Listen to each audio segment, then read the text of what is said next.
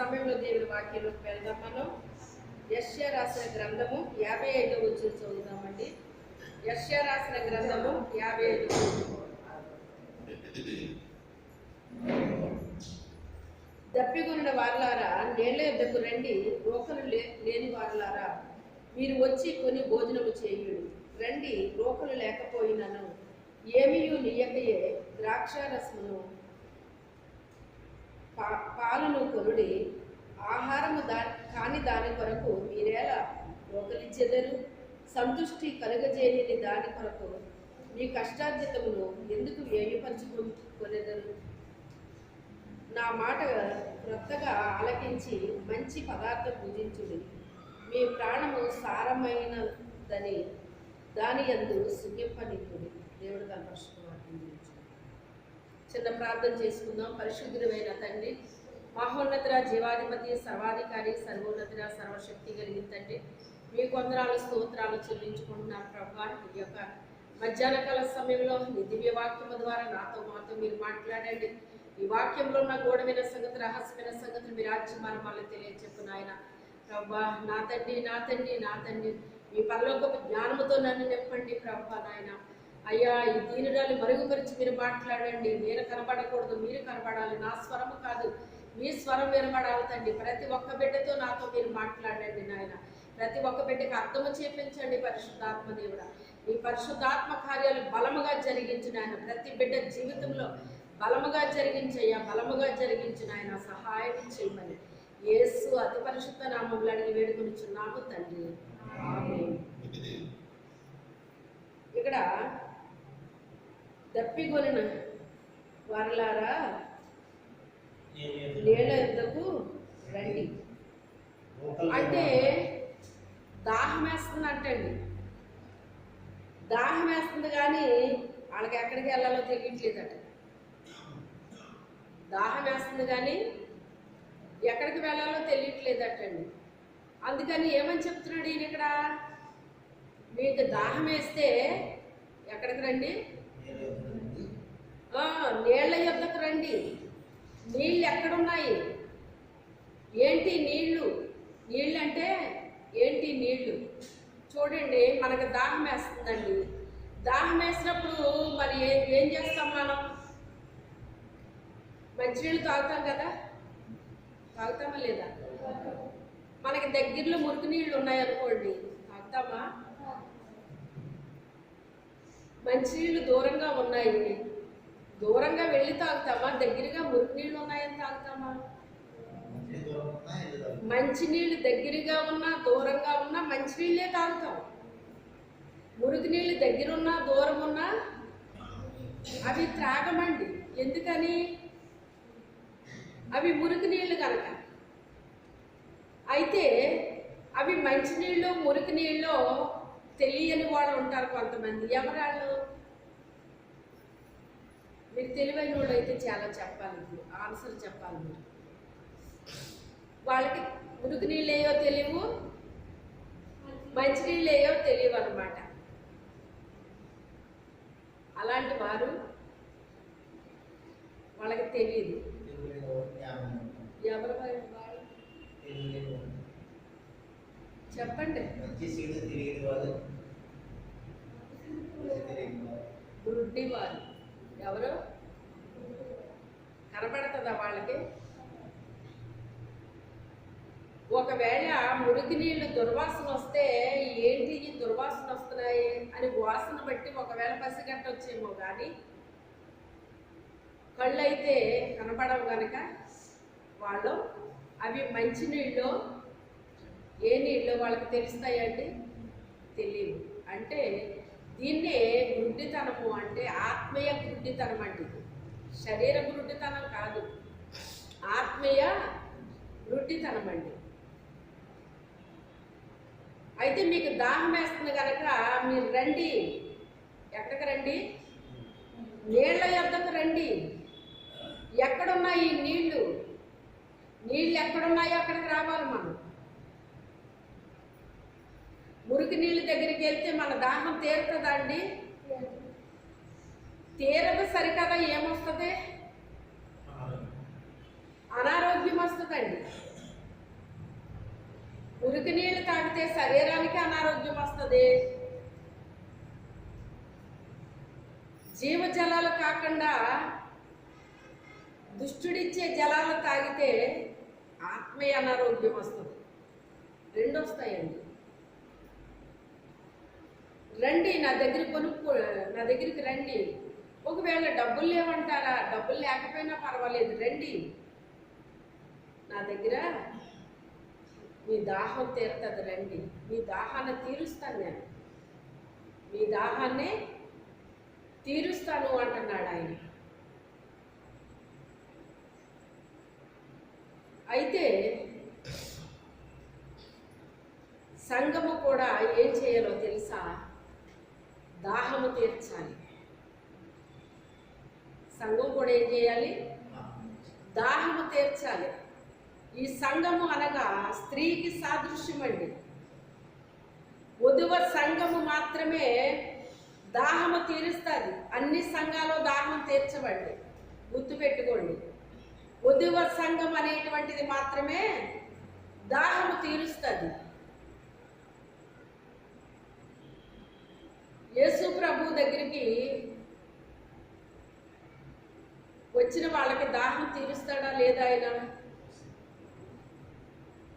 ఇర్మియాలో అంటాడు, జీవజలముల ఓటనైనా నన్ను విడిచిపెట్టి మీ కొరకు మీరు నీళ్లు నిలువని తొట్లను తొలిపించుకుంటున్నారు అని 2వ అధ్యాయంలో రాస్తున్నాడండి. ఏం తొలిపించుకుంటున్నారంట? నీళ్లు నిలబట్టలేదటండి. అంటే దాని అర్థం ఏంటి? వాక్యం అనేటువంటిది వింటున్నారు కానీ ఉండట్లేదట, లోపల ఉండట్లేదంట. ఎందుకు ఉండట్లేదు? నీళ్లు నిలవని తొట్లను తొలిపించుకుంటున్నారు. మీరంటే మన హృదయం బద్దలైపోతే మన హృదయంలో ఉన్న వాక్యం కూడా ఏమైపోద్ది? బయటకు పోద్ది. ఏమైపోద్ది? ఉండదు, లోపల ఉండదు. వాక్యం అయితే వెళ్తూ ఉంటుంది, లోపలికి వెళ్తూ ఉంటుంది, కానీ ఉంటుంది అది ఉండదు. ఏమైపోతుంది? పగిలిపోయిన కుండలో నీళ్లు పోస్తే ఉంటాయా అండి? మనం చాలా నీళ్లు పోయొచ్చు కానీ ఉంటాయా అవి? ఎందుకని? అది పగిలిపోయింది. అదే మంచి కుండలో నీళ్లు పోస్తే మనం ఎన్ని నీళ్లు పోసామో అన్ని నీళ్లు అందులో ఉంటాయండి. అలాగే మన హృదయం కూడా మంచి హృదయం అయినప్పుడు మనం ఎంత వాక్యం మనం విన్నామో అంత వాక్యం కూడా మన హృదయంలో అలా ఉండిపోతుందండి. ఉండిపోయిన వాక్యాన్ని తిరిగి మనం ఏం చేస్తాం? మళ్ళీ ధ్యానిస్తాం, నెమరు వేస్తామండి. ఒక పశువుకి తెలిసింది గబగబా ఆహారం తిని నెమ్మదిగా పడుకుని నెమరు వేసుకోవాలని ఒక పశువుకి తెలిసిందండి. తన యజమానుడు లేక పనివాడు గడ్డేస్తాడు. గడ్డేసినప్పుడు అది ఏం చేస్తుందండి? మెల్లగా తింటదండి. పశువులు చూసారా మీరు అందరూ గడ్డి తిన్నప్పుడు? చేయి చూపించండి. ఎలా తింటది అది? గబగబా తింటదా? మెల్లగా ఒక్కొక్క ఏంటది? ఒక్కొక్క గడ్డి పరక తింటదండి. చెప్పండి. గబ్బ తినేస్తుందండి. అది తినేసి అది పడుకొని ఏం చేస్తుందట? నెమ్మర వేస్తుందట. నెమ్మర వేసినప్పుడు ఏమవుతుంది? దానికి జీర్ణమైపోతుందండి. ఏమైపోద్ది? జీర్ణమైపోతుంది. అప్పుడే దానికి బలం వస్తుంది, శక్తి వస్తుంది. మరి దానికి అది బ్లడ్గా మారేది కొంత ఉంటుంది. ఇలాగ మన లోపలికి వెళ్ళిన తర్వాత అది అరిగిపోయిన తర్వాత రకరకాలుగా మనకు అది విభజన జరుగుతుందండి. ఒకటి రక్తముగా మారితే, ఒకటేమో మరి ఏదో ప్రోటీన్లు అంటున్నారు, అవి అంటున్నారు, ఇవి అంటున్నారు. ఇవన్నీ కూడా రకరకాలుగా మనకి మారుతుంది అనమాట అండి. మనం తిన్న ఆహారం మనకు శక్తిని ఇస్తుంది, ఆరోగ్యాన్ని ఇస్తుంది, బలాన్ని ఇస్తుంది, అన్నీ ఇస్తుందండి కదా. లాస్ట్ని అంత అయిపోయిన తర్వాత మనకు ఆరోగ్యానికి సంబంధించినంత అయిపోయాక వేస్ట్ అంతా మళ్ళీ బయటకు పోతుంది. వేస్ట్ ఉంటుందా? ఉండదా? ఉంటుంది. అది విసర్జన రూపంలో బయటకు వెళ్ళిపోద్ది అనమాట అండి. అది కూడా జరగాలి. వాక్యం మనలో ఎప్పుడైతే మనం విన్నామో అది మన లోపల పని చేయాలి. ఆ విన్నది పని చేయాలి అంటే వినేసి ఊరుకుంటే పని చేయదు. ఆ విన్నదాన్ని మళ్ళీ మనం ఏం చేయాలి? ఏం చెప్పారు అమ్మగారు మనకి ఈరోజు అని మనం ఏం చేయాలి? మళ్ళీ ధ్యానించుకోవాలి. విన్న విషయాలన్నీ కూడా ఏం చేయాలి? ధ్యానించుకోవాలి. నువ్వు ఏ పనైనా చేసుకో, నీ బుర్ర ఖాళీగానే ఉంటుంది, నీ మైండ్ ఖాళీగానే ఉంటుంది. అందుకని నువ్వు ధ్యానించుకోవాలి, దాన్ని నెమరు వేసుకోవాలి. అప్పుడు అది నీలో పనిచేయడం ప్రారంభిస్తుంది, నీ విశ్వాసాన్ని పెంచుతుంది, నీకు నమ్మకం వస్తుంది, నీకు ఆరోగ్యం వస్తుంది. నువ్వేదైతే కోల్పోయావో తిరిగి పొందుకునే అవకాశం కలుగుతుంది. ఒక్క రకం కాదు, ఎన్నో కార్యాలు జరుగుతాయి. నీళ్ళ నిల్వని తొట్లని మీ కొరకు మీరు తొలిపించుకున్నారు. అందుకే ఏమైపోతుంది? 2 నేరాలు మీరు చేశారు అని చెప్తున్నాడు ఆయన.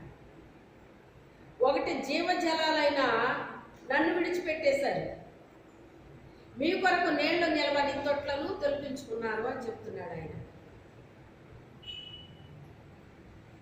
విన్న వాక్యం మన హృదయంలో భద్రంగా ఉండాలి అంటే మన హృదయంలో ఎటువంటిది కూడా ఉండకూడదండి, ఎటువంటిది ఉండకూడదు. విన్నది విన్నట్టుగా మన లోపల అది భద్రం చేయబడిపోవాలి, అది భద్రము చేయబడిపోవాలండి. తర్వాత మనం క్రొత్త నిబంధనకు వెళ్తే యోహానుగా రాసిన స్వార్తలో 4వ అధ్యాయంలో ఒక స్త్రీ గురించి మనకి కనబడుతుంది. అక్కడ యేసు ప్రభు వారు సమరయ గ్రామానికి వెళ్ళారండి. సమరయ గ్రామము మంచిదేనండి? అది చెప్పండి, మంచిదేనా? తెలుసా మీకు? సమరయ గ్రామానికి మంచి పేరు లేదండి. సమరయ గ్రామానికి మంచి పేరు లేదు. అందుకే ఆ గ్రామంలోకి ఎవ్వరూ వెళ్ళరండి. ఆ గ్రామంలోకి వెళ్తే వాళ్ళకున్న పేరు కూడా పోద్దన్నమాట. వీళ్ళు కూడా ఎలాంటి వాళ్ళ అనుకుంటారు. అందుకే ఆ గ్రామానికి ఎవరు వెళ్ళరు, ఇష్టపడరు వెళ్ళడానికి. యేసు ప్రభు ఆ గ్రామానికి వెళ్ళవలసి వచ్చిందంటండి. ఎందుకు వెళ్ళవలసి వచ్చింది అంటే అక్కడ కొన్ని ఆత్మల్ని రక్షణలోకి నడిపించే వ్యక్తి ఉన్నదటండి. అక్కడ కొన్ని ఆత్మల్ని ప్రభువులోకి నడిపించే ఒక వ్యక్తి ఉన్నదటండి అక్కడ. కానీ ఆమెకి ఇంకా మారు మనసు లేదు.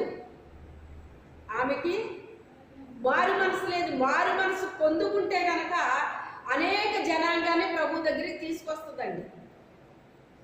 దేవుడికి ఎవరు ఎలాంటి వాళ్ళ ఆయనకు ముందే తెలుసు కనుక అక్కడ ఒక వ్యక్తి ఉంది, ఆ వ్యక్తిని నేను రక్షిస్తే ఆ గ్రామాన్ని రక్షించగలదు ఆ వ్యక్తి అని చెప్పేసి అక్కడికి వెళ్ళాడటండి ఆయన.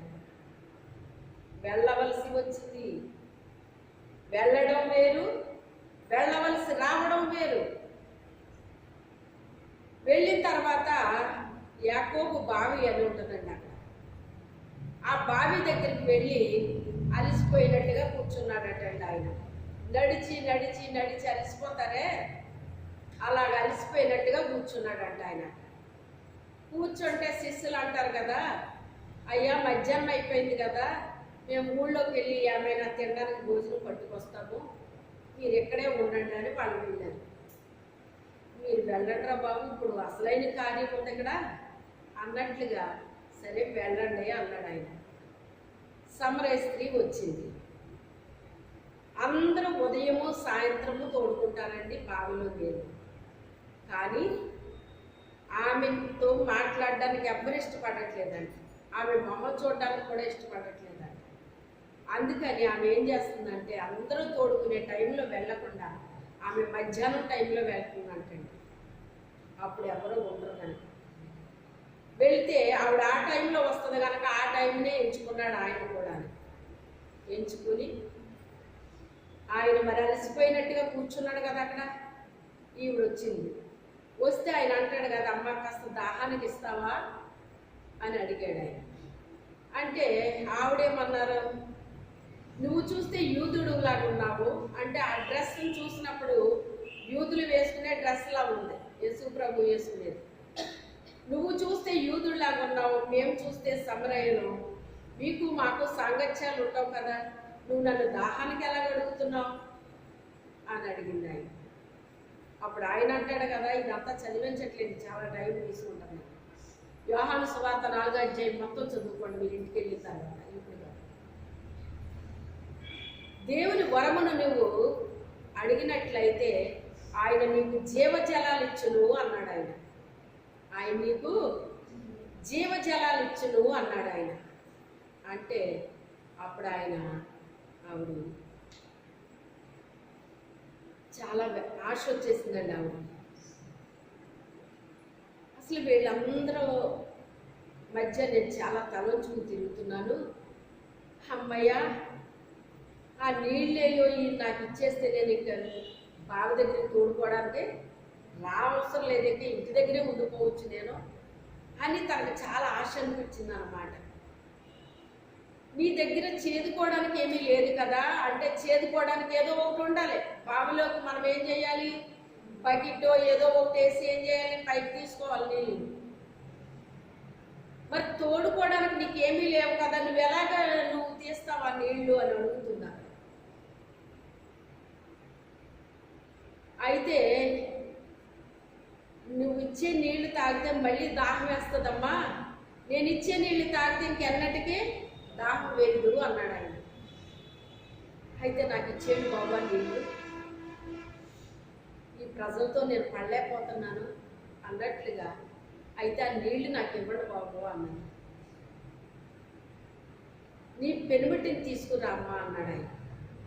ఏమన్నాడు, నీ పెనిమిటిని తీసుకురా అన్నాడు, అంటే నీ భర్త.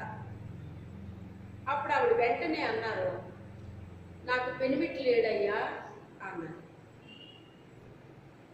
నువ్వు సరిగ్గానే చెప్పావు, కానీ నీకు 5 పెనిమిట్లు ఉన్నారు, ఇప్పుడు ఉన్నవాడు నీవాడు కాదు అన్నాడు ఆయన.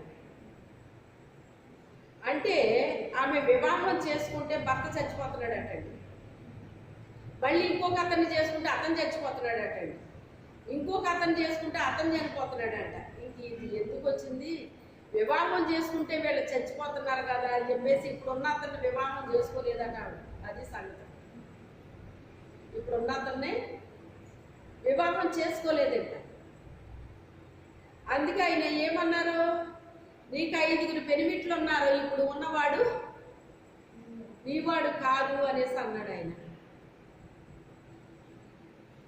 అప్పుడు ఆవిడ అంటుంది, నీవు ప్రవక్తవని గ్రహించుచున్నాను అంటుందాన్ని. ప్రవక్తలకే ఈ విషయాలు అర్థమవుతాయి కానీ వేరే వాళ్ళకి ఎవరికి ఎలాంటి విషయాలు అర్థమవ్వవు.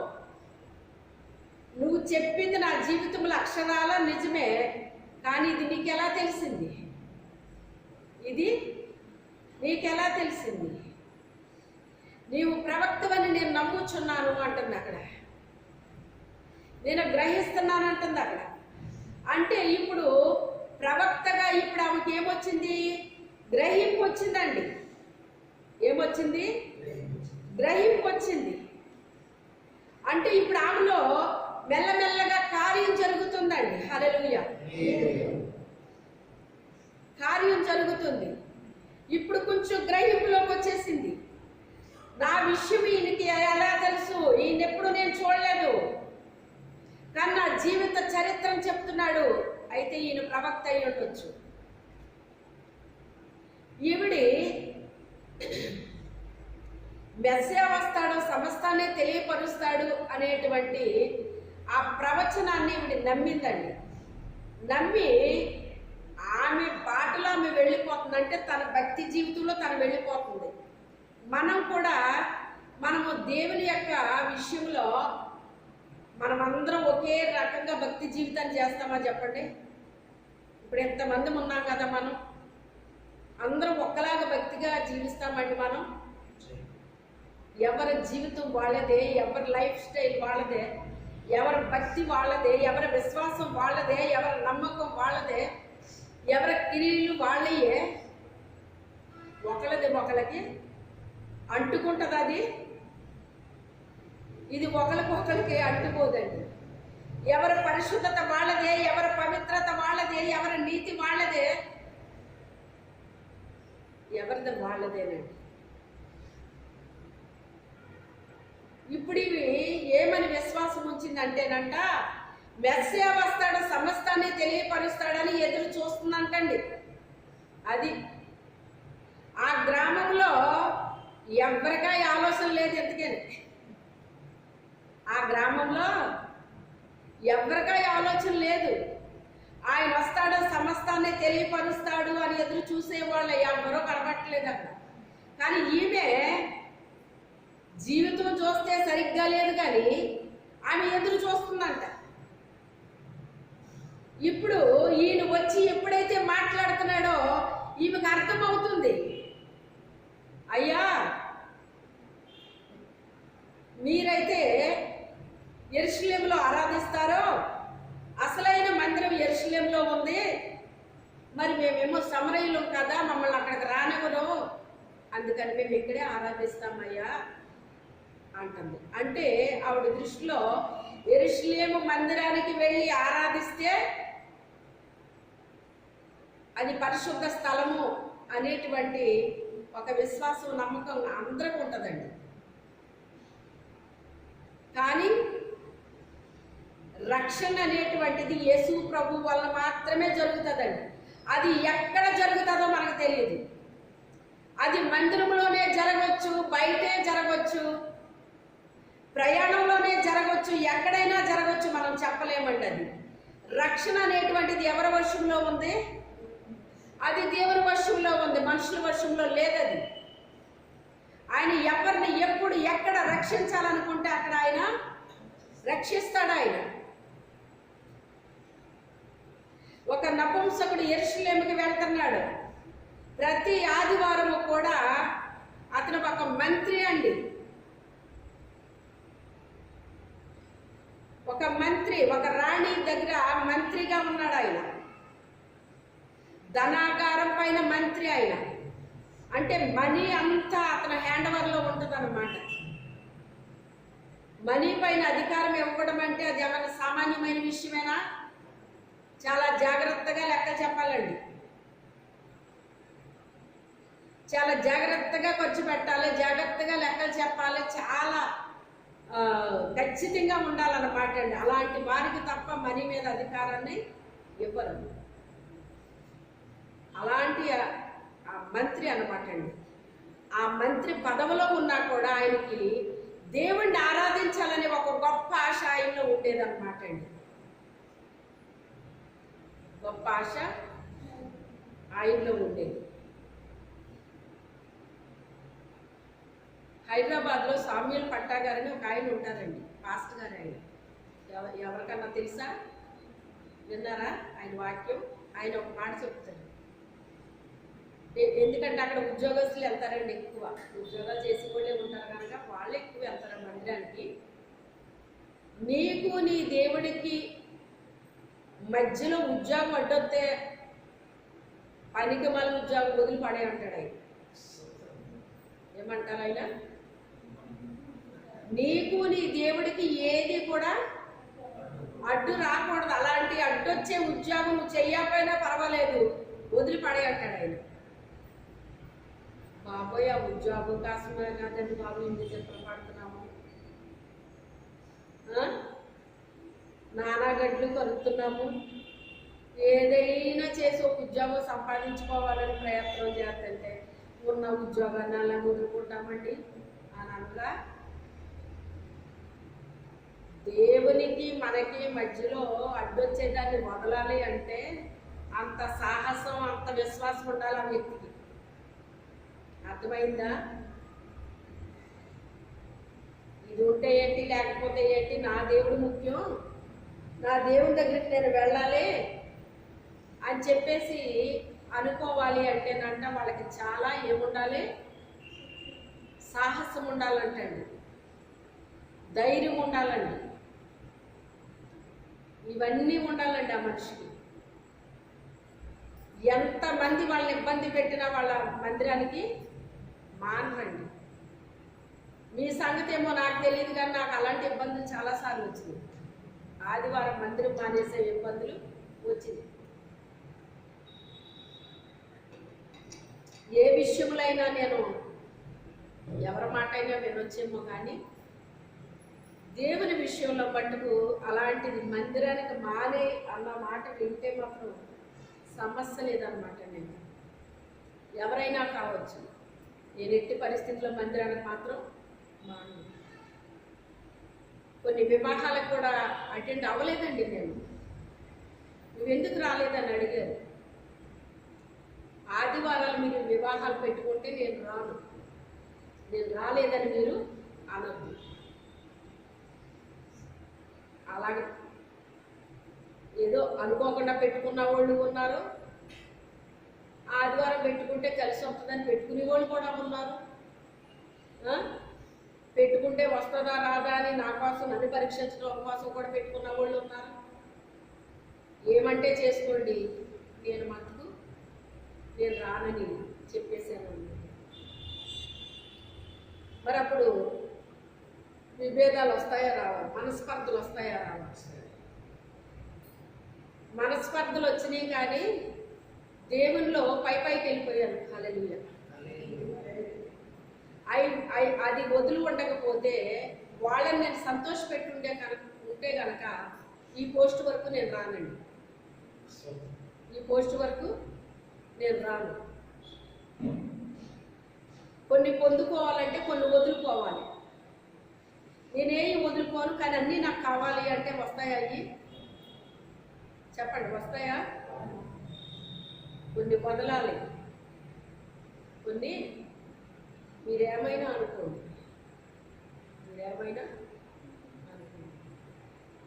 ఆయన కూడా అలాగే వెళ్ళాడండి. వెళ్ళాడు, కానీ అతనికి రక్షణ లేదు. చాలా ఆసక్తిగా వెళ్తున్నాడు మందిరానికి, కానీ రక్షణ లేదు అతనికి. ఎంత ఆసక్తి అంటే అండి, అతను రథం మీద వెళుతూ మందిరానికి వెళ్ళిపోయాడు, తిరిగి వచ్చేస్తున్నాడు. ఆ రథం మీద కూర్చుని బైబిల్ చదువుతున్నాడు అతను. అంటే అతనికి దాహం తీరట్లేదు.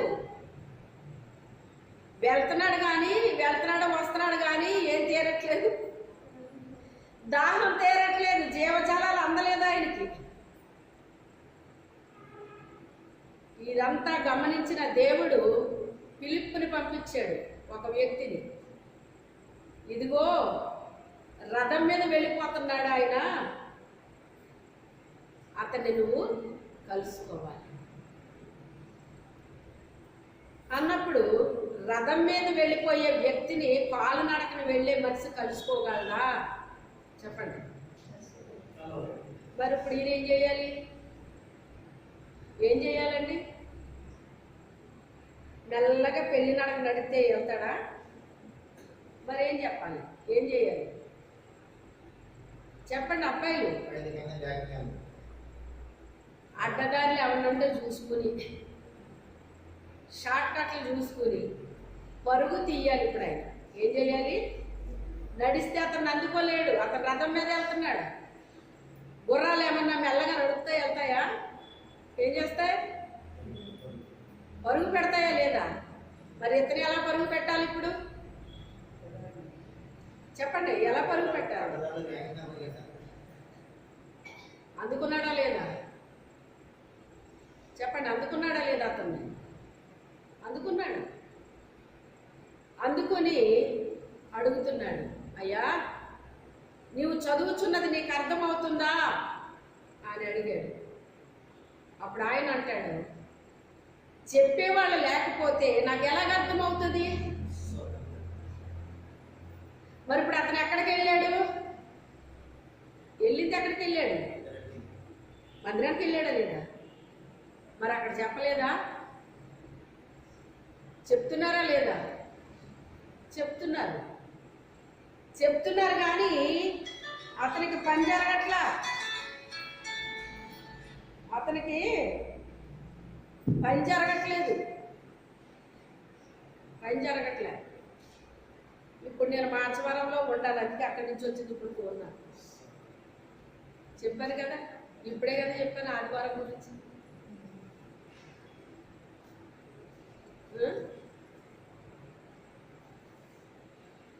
చెప్పేవాళ్ళు లేకపోతే నాకు ఎలా తెలుస్తుంది?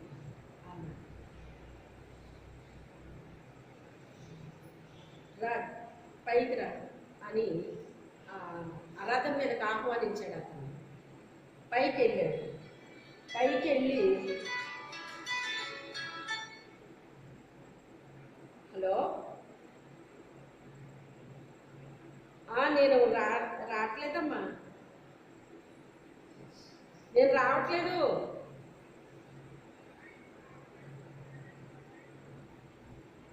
సరే సరే, మళ్ళీ చేస్తాను.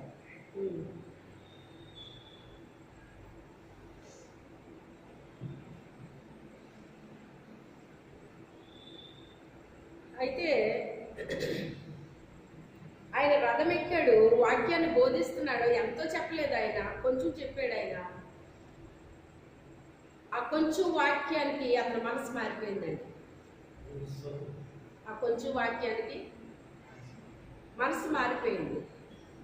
మనసు మారిపోయి అతను అంటాడు కదా, నీళ్ళు ఇక్కడే ఉన్నాయి కదా, నాకు బాప్తిస్మం ఇవ్వడానికి ఆటంకం ఏంటి? మనసు మారిపోతే ఇక బాప్తిస్మం తీసుకోవాలని ప్రేరేపణ వచ్చేస్తుందండి ఇక ఆ వ్యక్తికి. ఎప్పుడైతే మనసు మారిపోయిందో, మారు మనసు నిమిత్తం బాప్తిస్మము తీసుకోవాలని వాక్యం చెప్తుంది. ఇప్పుడు అన్నాడు, నాకు మనసు మారిపోయింది కదా, నాకు ఇప్పుడు బాప్తిస్మం ఇచ్చేయి అన్నాడు. ఎక్కడ? రోడ్డు పక్కన ఉన్న నీళ్ళలో. రోడ్డు పక్కన ఏయో నీళ్లు ఉన్నాయి, అక్కడ ఆ నీళ్ళలో బాప్తిస్మం ఇచ్చేయమంటున్నాడు. అంటే ఇప్పుడు ఇతనికి ఏమొచ్చేస్తుంది? కంగారు, తొందర వచ్చేస్తుందండి అతనికి, తొందర వచ్చేస్తుంది. తొందర వచ్చేస్తుంటే ఆయన బాప్తిస్మం ఇచ్చేసాడండి. ఇప్పుడు రక్షణ ఎక్కడ పొందుకున్నాడు అతను? అది నేనే మీకేసే ప్రశ్న. ఎక్కడ పొందుకున్నాడు? అది దేవుడు తన బిడ్డను రక్షించుకోవాలనుకుంటే ఎక్కడైనా రక్షించుకోగలడు. మనకున్న ఆసక్తిని బట్టి మన దగ్గరికి వచ్చేస్తాడు ఆయన. మొదటి ఎక్కడ ఉండాలి ఆసక్తి? మన హృదయంలో ఉండాలి. మన హృదయంలో ఆసక్తి ఎప్పుడైతే ఉందో అప్పుడు ఆయన మన దగ్గరికి వస్తాడండి. వచ్చి మనల్ని రక్షిస్తాడు. ఇప్పుడు ఆ నపుంసకుడి దగ్గరికి ఫిలిప్పుని పంపించాడు. ఇక్కడ సమరయ స్త్రీ దగ్గరికి ఆయనే వచ్చేసాడండి.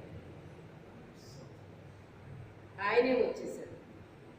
నీవు ప్రవక్తవని నేను గ్రహించుచున్నాను, మెస్సే వస్తాడు, సమస్తాన్ని తెలియపరుస్తాడని మేము ఎదురు చూస్తున్నాము. మేము అంటే నేను ఎదురు చూస్తున్నానని చెప్తున్నాను. అప్పుడు ఆయన అంటాడు కదా, నీవు ఎదురు చూసే ఆ మెస్సియాని నేనే. నీ ఎదురుగా ఉన్న ఆయనే ఆ మెస్సియా. అలాగే సర్వసాధారణంగా ఎవరితోనో కానీ చెప్పలేదండి యేసు ప్రభు. చాలా కొద్ది మందితో చెప్పాడండి. అందులో ఈమెతో చెప్పాడు, ఆ మెస్సియాని నేనే అన్నాడు ఆయన. ఆ మెస్సియా మీరా అని నా జీవితం ధన్యమైపోయింది అని చెప్పేసి ఆవిడ చాలా సంతోషపడిపోయి, ఈ కొండ నాకు ఇంకా అవసరమా అని అక్కడ విడిచిపెట్టేసి ఊళ్ళోకి వెళ్ళిపోయిందటండి. ఊళ్ళోకి వెళ్ళిపోతే శిష్యులు వచ్చారన్నమాట. శిష్యులు వచ్చేటప్పటికి ఆవిడ ఇంకా అక్కడే ఉంది. ఆవిడ్ని యేసు ప్రభుని అనుమానంగా చూస్తున్నారటండి. అర్థమైందా? ఒక స్త్రీ ఒక పురుషుడు మాట్లాడుకుంటే లోకం అనుమానంగా చూస్తుంది. వాళ్ళ మధ్య ఏమీ లేకపోయినా అనుమానంగా చూస్తున్నారట. యేసు ప్రభు కూడా తిరగలేదా? వాళ్ళు తిరిగారా లేదా? యేసు ప్రభు అంటే ఏంటో వాళ్ళకి తెలియదా? తెలుసా లేదా? అయినా ఎలా చూస్తున్నారట? అనుమానంగా చూస్తున్నారట. మేము వెళ్ళిన దగ్గర నుంచి ఎప్పటి వరకు ఈమెతో ఏం మాట్లాడుతున్నాడు ఈయన? ఎందుకంటే మనిషి బుద్ధి అంటే వంకరగా ఉంటుందంటండి. మనిషి వంకరగా ఉండరంటండి. ఏ వంకర ఉంటుంది? వంకరగా బుద్ధి ఉంటే వంకర మాటలే వస్తాయటండి. అప్పుడు అనుమానంగా చూసి ఇప్పటి వరకు ఏం మాట్లాడుతున్నారు ఈయన ఈవిడితోటి? ఇది ఒక పనికి మాలింది. ఎవరో ఇది ఒక పనికి మాలింది. ఈ పనికి మాలిన దాంతో ఈయనకి మాటలేంటి అనుకున్నారు మనసులో, పైకి అనలేదు. అనకుండా ఈమె వెళ్ళిపోయింది. ఇప్పుడు ఈమె పాపాన్ని విడిచిపెట్టేసింది. ఇప్పుడు ఎంతసేపట్లో విడిచిపెట్టింది ఆలోచించండి. బహుశా వాళ్ళు భోజనానికి వెళ్ళి రావడానికి ఎంత టైం పడుద్ది మీ లెక్కలో మీరు చెప్పండి. టక్కటగా చెప్పాలి. ఎంత పడుతుందండి? 1 గంట వేసుకుందాం. 1 గంట పట్టింది భోజనానికి తీసుకురావడానికి వెళ్ళడానికి. ఈ గంటలో ఈమె మార్మల్స్ పొందేసుకుంది. హల్లెలూయా. నేను చెప్పాలి మళ్ళీ మీకు. గంటలో ఏం పొందుకుంది ఆమె? ఎన్ని సంవత్సరాలు ఆ బావికి వచ్చి నీళ్లు తోడుకోలేదు ఆవిడ? తోడుకుందా లేదా? కానీ పని జరగట్లా. తోడుకుంటుంది, తాగుతుంది, చేస్తుంది, కానీ పని జరుగుతులేదు. ఆ నపుంసకుడు కూడా మందిరానికి వెళ్తున్నాడు, అక్కడ వాక్యాన్ని వింటున్నాడు, వస్తా ఉన్నాడు, ఆ బైబిల్ చదువుతున్నాడు, కానీ అతనికి అర్థం అవ్వట్లేదు. ఒక్కొక్కసారి ఎవరో ఒకళ్ళ ద్వారా మనతో మాట్లాడతాడు పరిశుద్ధాత్మ దేవుడు. అప్పుడు మన మనసు మారుతుంది. ఇప్పుడు ఆమె దగ్గరికి ఆయనే వెళ్ళిపోయి మాట్లాడాడు. ఇప్పుడు ఆమె మనసు మారింది. రక్షణ అనేటువంటిది దేవుని యొక్క వశంలో ఉందండి. అది మనుషుల వశంలో ఉండదు. ఇప్పుడు ఆమె మనసు మారిపోయింది. కొండ విడిచిపెట్టింది, ఊళ్ళోకి వెళ్ళిపోయింది అంటండి. ఎందుకు వెళ్ళిపోయింది అక్కడ ఎవరికే తెలియదు. శిష్యులు అంటున్నారు, అయ్యా భోజనం పెట్టమంటారా? వద్దు, నాకు వద్దు భోజనం. అయితే ఈయనకి ఎవరన్నా తెచ్చి పెట్టేశారేమో భోజనం కానీ అని అనుకుంటున్నారంట. బహుశా ఆవిడే తెచ్చి పెట్టేసిందేమో అనుకుని కూడా అనుకుని ఉండొచ్చు కదా. చెప్పలేము మనిషి యొక్క హృదయం ఎలా ఉంటుందో, వాళ్ళ ఆలోచనలు ఎలా ఉంటాయో మనకు తెలియదు. ఆవిడే తెచ్చి పెట్టేసిందేమో భోజనం అని కూడా అనుకోవచ్చు. ఎవరైనా ఏమైనా తెచ్చి పెట్టేశారేమో, అందుకే భోజనం వద్దంటున్నాడు అనుకుంటున్నారంట మనసులో. పైకి అంటలేదు. దేవుడికి ఎక్కడికి తెలుసు? లోపల అనుకున్నది కూడా తెలుసు. అప్పుడు ఆయన ఈ హృదయంలో అనుకున్నదే తెలుసుకుని ఆయన అంటాడు కదా, నా తండ్రి చిత్తాన్ని నెరవేర్చటమే నాకు ఆహారము పానీయము అన్నాడు ఆయన. నా తండ్రి చిత్తము నెరవేర్చటమే నాకు ఆహారము పానీయము అన్నాడు. అంటే ఈమె ఊళ్ళోకి వెళ్ళిపోయిందండి. ఊళ్ళో వాళ్ళతో చెప్తుందండి, ఇదిగో నా జీవితం అంతా బయట పెట్టాడు, ఈయన క్రీస్తు కాదా? ఈయన క్రీస్తు కాడా? క్రీస్తు వస్తాడని చెప్పారు కదా, ఆ క్రీస్తు వచ్చాడు. ఆయనే ఈయన. నా జీవితము, నా రహస్య జీవితం అంతా కూడా బయటెట్టాడు ఆయన. ఆయన క్రీస్తు కాడా? రండి మీకు చూపిస్తానని ఊళ్ళో ఉన్న జనాన్ని తీసుకొచ్చిందంటండి. యేసు క్రీస్తు ఆమెతో మాట్లాడని క్రితం వరకు ఆమె పాపి, ఆమె ఒక వ్యభిచారి. యేసు క్రీస్తు ఎప్పుడైతే ఆమెతో మాట్లాడాడో ఆమె మనసు మారిపోయింది. తన యొక్క జీవితం మారిపోయిందండి. తన పాపాన్ని విసర్జించేసింది. 1 గంటలో పని అయిపోయిందండి. 1 గంటలో పని అయిపోయిందండి. జనాన్ని తీసుకొచ్చేసింది. తీసుకొచ్చేసరికి వాళ్ళందరూ ఆయన దగ్గరికి వచ్చారట. ఆయన మాట్లాడుతున్నాడు, వింటున్నారు. ఆయన మాట్లాడుతున్నాడు, వింటున్నారు.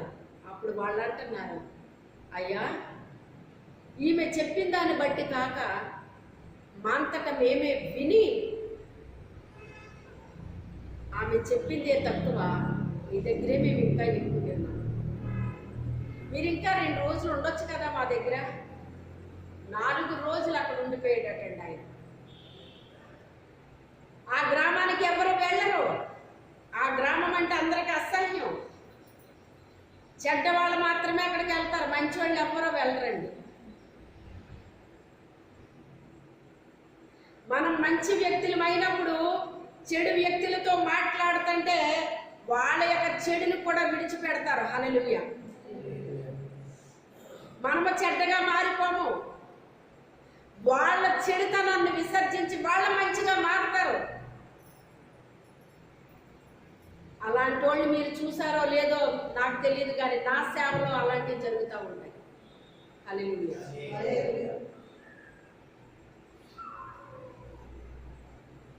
వీళ్ళు ఎలాంటి వాళ్ళు కాదు కానండి, మీ వాక్యాన్ని విని వీళ్ళు మారిపోయారండి అన్న సాక్ష్యాలు ఎన్నో ఉన్నాయి నాకు. మనం మారిపోకూడదండి, వాళ్ళు మారాలి. ఏం చెయ్యాలి?